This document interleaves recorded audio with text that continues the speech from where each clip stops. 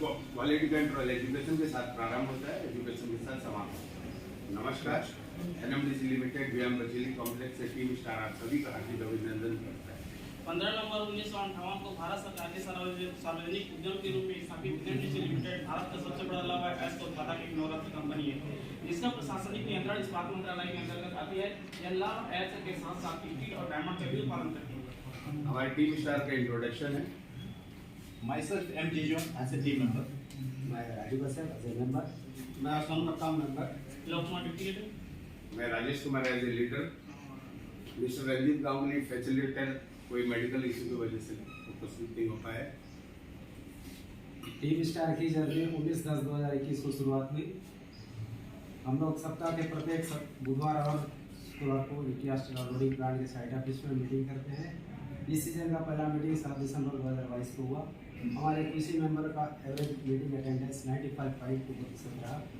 एनसीक्यूसी में team star का पहला प्रेजेंटेशन। हमारे टीम स्टार के कुछ ऑब्जेक्टिव मेक इन इंडिया के साथ हमने प्रॉब्लम को सॉल्व करने के लिए क्वालिटी सर्कल के 12 स्टेप मेथड के तहत 12 स्टेप का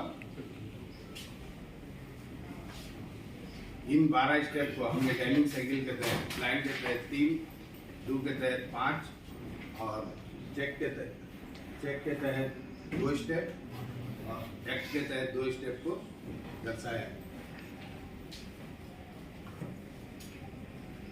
स्टेज 1 प्लान। अब हम प्लान की ओर आगे बढ़ रहे हैं। Step 1 identification of work related problem. हमारे इसके कुछ इनपुट्स है और आउटपुट्स है सर। हमारे कार्य क्षेत्र में आने वाले विभिन्न प्रकार की समस्याओं को जानने के लिए हमने क्यूसी टीम मेंबर्स का अलग अलग साइडिंग में कार्य का विभाजन किया और सभी क्यूसी टीम मेंबर्स को प्रॉब्लम का लिस्ट तैयार करने को कहा, जिसके तहत क्यूसी टीम द्वारा लाए गए प्रॉब्लम में से 51 प्रॉब्लम की लिस्ट है। Step 2 selection of the problem. इस स्टेप के लिए हमारे इनपुट से हैं सर और आउटपुट। इन 51 प्रॉब्लम में से जो हमारे वर्किंग एरिया में सबसे ज़्यादा इम्पैक्ट कर रहा था, उसको जानने के लिए हमने एक क्राइटेरिया डिसाइड किया और स्कोर पॉइंट भी डिसाइड किया। उसके स्कोर पॉइंट के हिसाब से हमने एक लिस्ट तैयार किया। सर इस लिस्ट से ए कैटेगरी में 32 प्रॉब्लम, बी कैटेगरी में 10 और सी कैटेगरी में 9 प्रॉब्लम मिले, जिसे पाई चार्ट में भी दर्शाया है। 80 या 80 से अधिक स्कोर करने वाली प्रॉब्लम की लिस्ट तैयार की है, जिसमें 10 प्रॉब्लम्स मिले। इन प्रॉब्लम को क्रमशः हमने P1 से P10 का नाम दिया गया है।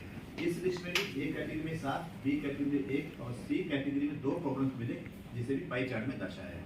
इस ए कैटेगरी में मिले हुए 7 प्रॉब्लम में से एक प्रॉब्लम को सिलेक्ट करने के लिए पुनः हमने SNWCR का एक क्राइटेरिया बनाया। प्रत्येक क्राइटेरिया के लिए 2 पॉइंट डिसाइड किया। प्रत्येक किसी मेंबर ने अपने अपने अनुसार से पॉइंट दिए, जिसका हमने लिस्ट तैयार किया और एनालिसिस किया, जिसमें हमने यह पाया कि प्रॉब्लम नंबर P8 को सबसे ज्यादा मार्किंग मिला 40।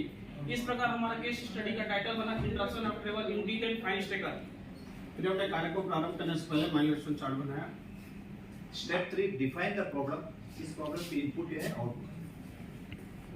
हमारा प्रॉब्लम एरिया को जानने के लिए हमने हाई लेवल फ्लो डायग्राम बनाया। Mining, crushing plant, spring plant से प्रोसेस होकर जो आयरन ओर आता है, उसे हम लोडिंग प्लांट में विभिन्न स्टेकर द्वारा स्टॉक करते हैं आयरन ओर।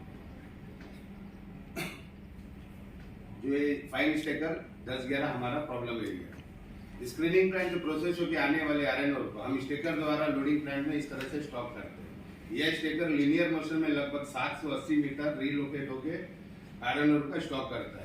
इसके संचालन के लिए 3.3 पावर की आवश्यकता होती है, जो एक ट्रिलिंग केबल द्वारा पावर ड्रम में लगता रहता है।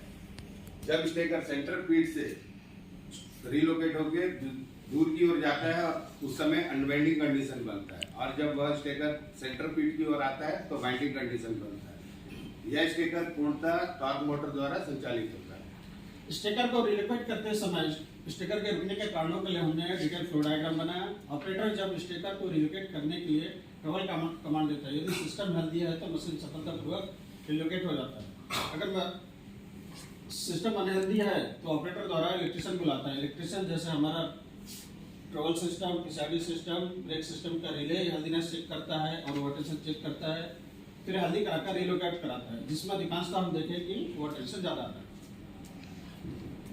ये दिख रहा जो इमेज है वो हैंगर गाइड है और हाईलाइट किया हुआ पार्ट केम स्विच है। जब स्टेकर को हम रिलोकेट करते हैं तो किसी कारण से अगर केबल में टेंशन आती है, स्लैगनेस आती है, तो हैंगर गाइड केम स्विच को ऑपरेट करा करके स्टेकर के को रोक देता है, जिसके कारण से ट्रेवल नहीं होता है।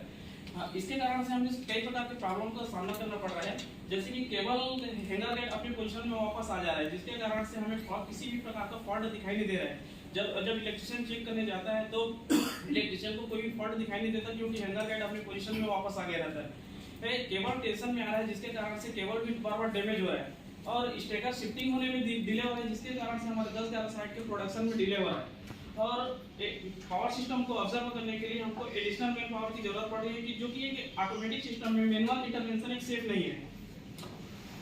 पढ़ रहे इम्पैक्ट को ध्यान में रखकर हमने एक गोल सेट किया। स्टेज 2 हम लोग का प्लान हो गया है, अब हम 2 की ओर आगे बढ़ेंगे।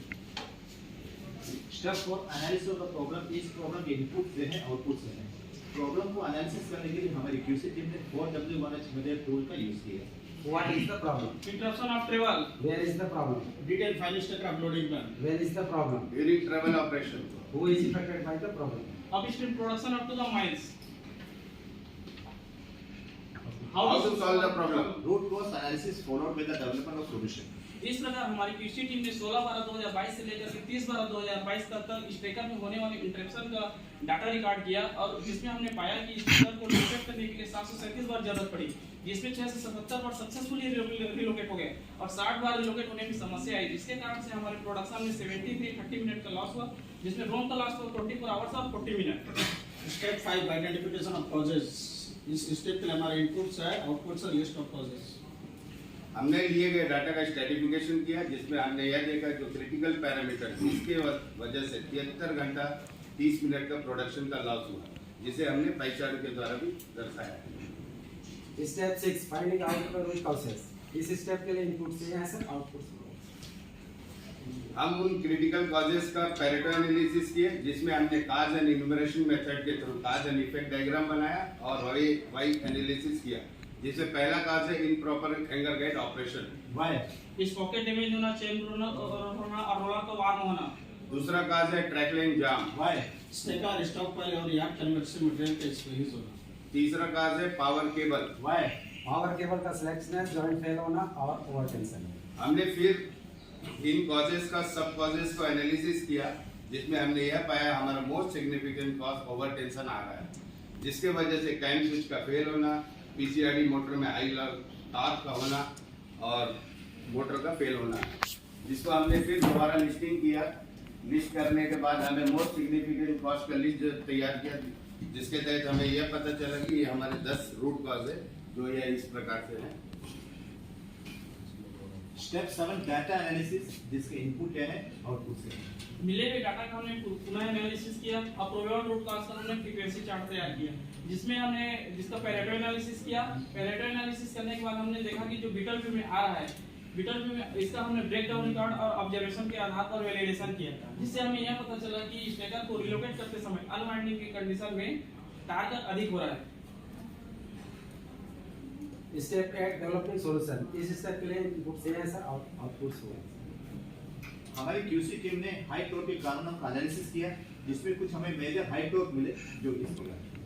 इन कंट्रीब्यूटर को ध्यान में रखा और इम्पैक्ट को ध्यान में रखा कि हमें सभी क्यूसी मेंबर ने वेटेड एवरेज स्कोर किया, जिसमें हमें मोस्टली 3 वेट मिले, 1 2 3, जिसका हमने सभी मेंबर्स ने जो ब्रेनस्टॉर्मिंग करके जो पॉइंट्स दिए हैं, जिसका भी हमने लिस्ट तैयार किया हुआ है, और जो मेजर 3 कंट्रीब्यूटर मिले, उसके आधार पर सभी क्यूसी मेंबर्स ने कुछ सॉल्यूशन प्रपोज किए। इस प्रपोज सॉल्यूशन में हमने सभी क्यूसी मेंबर के द्वारा एग्री और डिसएग्री होने का एक लिस्ट तैयार किया।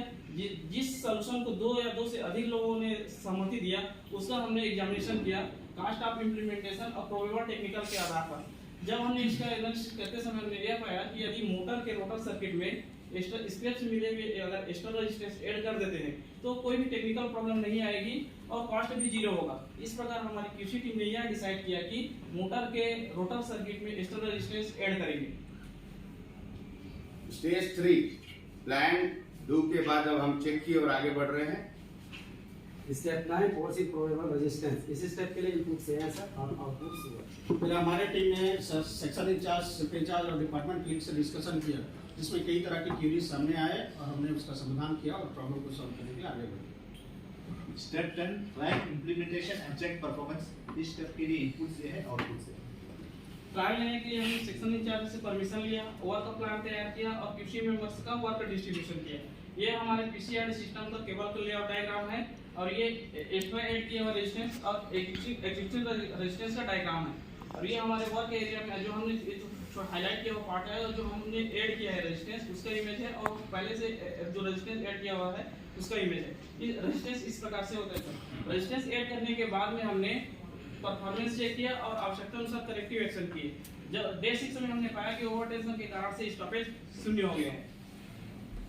स्टेज 4 प्लान डू चेक के बाद हम एक्ट की ओर आगे बढ़ रहे हैं। Step 11 regular implementation. इस स्टेप के लिए इनपुट्स यहाँ है सर और आउटपुट्स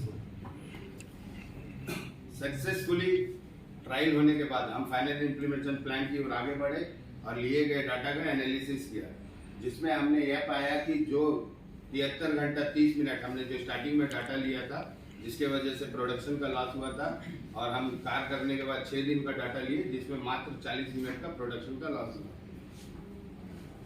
ये हमारे कार करने के बाद हैंगर गाइड का पोजीशन है जो मात्र अभी इतना ही उठता है। ये हमारे कार करने के बाद अनवाइंडिंग कंडीशन का इमेज है।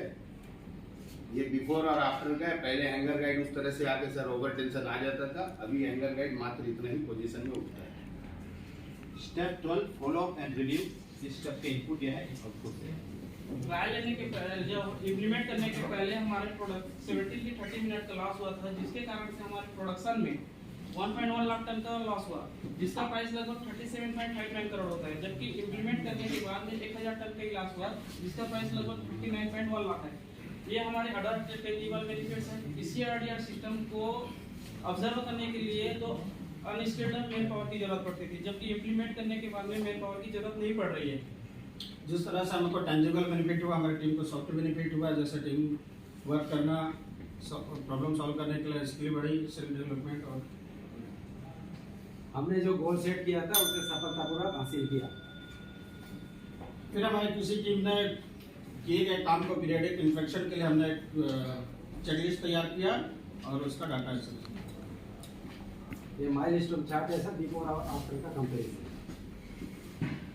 कार प्रारंभ करने से पहले, कार समाप्त करने के बाद और सेम टाइप का प्रॉब्लम दूसरे मशीन में आ रहा था, उस काम को कंप्लीट किए, जिसका सर्टिफिकेट है सर जो हमने एक साथ दर्शाया है। इस कार्य को सक्सेसफुली कंप्लीट करने के बाद में सेम टाइप का प्रॉब्लम हमारा अदर मोबाइल इक्विपमेंट में आ रहा था, जिसको हमने 29/7/2023 को सक्सेसफुली कंप्लीट किया। हमारा नेक्स्ट प्रोजेक्ट है ट्रेलिंग केबल स्लैगनेस इन D10 लंप स्टेकर। इस कार्य को करने के लिए हमने QC के विभिन्न टूल्स को यूज किए हैं जो हमने दर्शाया है।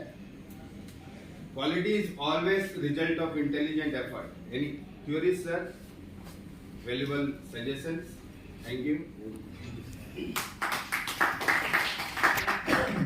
को भी हमें मौका देने के लिए सवाल पूछने का। ठीक है, प्रेजेंटेशन आपका। ये 2 चीजें मैंने पूछनी है आपसे। जो प्रॉब्लम की लिस्ट बनाई है आपने, वो कैसे बनाई? आप सब बताइए, आप बताइए सर प्रॉब्लम किनको पूछा, प्रॉब्लम की लिस्ट के साथ लिस्ट कैसे तैयार करेंगे?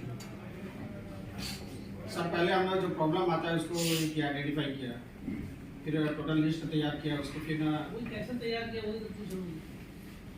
लिस्ट कैसा तैयार किया? 50-60 आइटम मिला ना लिस्ट में? हाँ सर। कहाँ से मिला? सर उसको हम क्राइटेरिया के हिसाब से हमने लिस्ट आउट किया। अरे इकट्ठा कैसे किया? क्राइटेरिया तो बाद में होगा।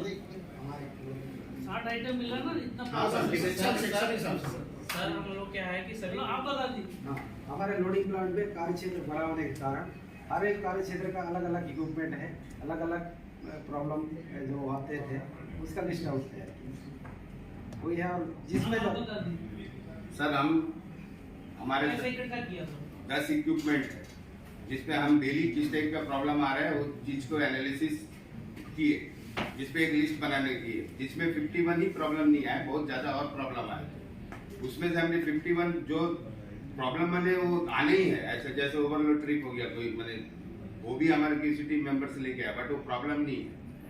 इस तरह से लिस्ट काफी थे जिसमें हमने सॉर्ट आउट किया, जो जिससे इक्विपमेंट बंद हो रहा है, डैमेज हो रहा है, प्रोडक्शन लॉस हो रहा है, उस टाइप से रिलेटेड प्रॉब्लम को हमने लिया। आपकी मीटिंग जो होती है, मीटिंग के अंदर सब लोग बैठते हैं तो अपन क्या करते हैं? ब्रेनस्टॉर्मिंग। Yes sir. ये सब उसी से आती है कि कहाँ पे अपने इसलिए आप सर हमने दो चीज यूज किया इसमें। हमने किसी मेंबर्स को कलेक्ट करने के लिए, डाटा कलेक्ट करने के लिए बोला। कलेक्ट करने के बाद वो लोग लाए, हम लोग बैठे ब्रेनस्टॉर्मिंग किया। हमने इसमें दो मेथड यूज किया। एक करेक्ट मेथड ये है, थोड़ा सा करेक्शन इस पे करिए। और सर आपने अच्छा लिया है, बनाया भी ठीक है। इसी टूल बहुत सिंपल होना चाहिए। इसी टूल में जितने लोग सबको बिठाइए, वर्कर लेवल तक बैठिए, let him tell anything, nothing is wrong. तो आप छोड़िए मत किसी को, सबको कैप्चर करिए। नहीं सर, उसीलिए हम लोग उसमें लिस्ट लाया। उसमें ब्रेनस्टॉर्मिंग करने के बाद सबने हमने आने के बाद ब्रेनस्टॉर्मिंग नहीं, तो हमने दोनों में किया। सिंपल प्रोसेस वो वो करिए। तो हर जगह है। आपका प्रॉब्लम और अच्छा सॉल्व हो जाएगा। हो सकता है वो एक छूट रहा हो, उसमें ऐड हो, right? Thank you. So good.